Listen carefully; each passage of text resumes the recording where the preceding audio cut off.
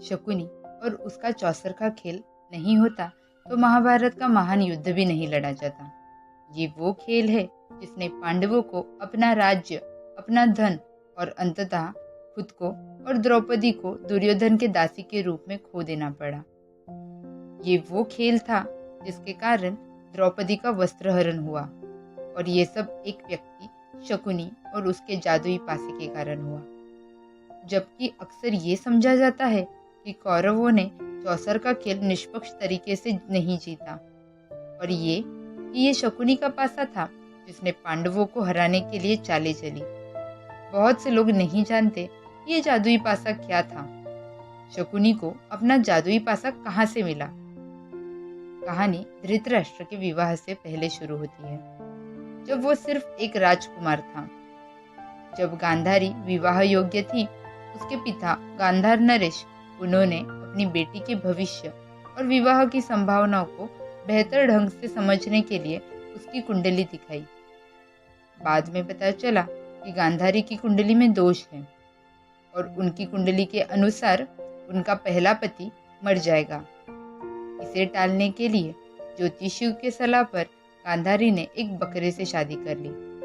बाद में कुंडली की भविष्यवाणियों को पूरा करने के लिए और उसके भाग्य में होने वाली समस्या को हल करने के लिए उस बकरे को मार दिया गया। इस घटना के बाद गांधारी किसी भी व्यक्ति से शादी करने के लिए स्वतंत्र थी, और ये उसकी दूसरी शादी मानी जाएगी, जिससे उसके असली पति की जान बच जाएगी।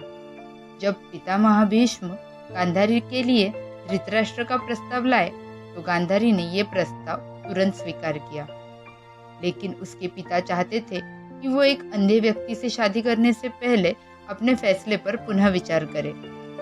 लेकिन गांधारी को अपने फैसले पर यकीन था। गांधारी का सबसे छोटा भाई शकुनी 2 कारणों के लिए बेहद नाखुश था।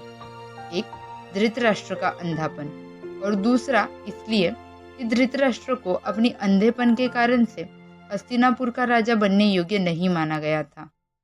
बड़े भाई होने के बावजूद उनके छोटे भाई पांडु को राज्य का सिंहासन दिया गया था।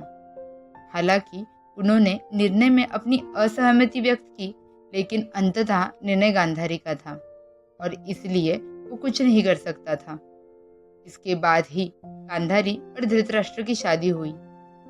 कुछ सालों के बाद बकरे के साथ उसकी पहली शादी का राज सबके सामने आता है।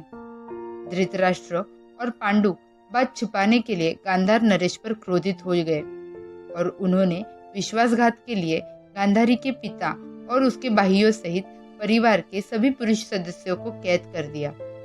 धर्म में बंदियों को मारने की अनुमति नहीं है, इसलिए धृतराष्ट्र ने उन्हें धीरे धीरे भूखा मारने का फैसला किया। गांधारी के परिवार को जल्द ही एहसास हुआ कि वो सभी भूख से मरेंगे, इसलिए उन्होंने अपने हिस्से का भोजन बलिदान करने और सबसे छोटे भाई शकुनी को देने का फैसला किया। शकुनी ने अपने आंखों के सामने अपने परिवार को एक एक करके भूख से मरते हुए देखा। जेल में अपने अंतिम दिनों के दौरान उसके पिता ने शकुनी से उसके हड्डियां लाने के लिए कहा और पूरे चंद्रवंशी वंश को नष्ट करने के लिए इसे एक उपकरण के रूप में उपयोग करे, ऐसा कहा। अपने सभी रिश्तेदारों की मृत्यु के बाद शकुनी ने वही किया जो उसके पिता ने उसे बताया था। उसने अपने पिता की हड्डी को उठाया और जादुई पासे की एक जोड़ी बनाई जो हमेशा उसकी बात मानती थी। ये पासा ही बाद में शकुनी के बदले की योजना में उसकी सहायता करेगा।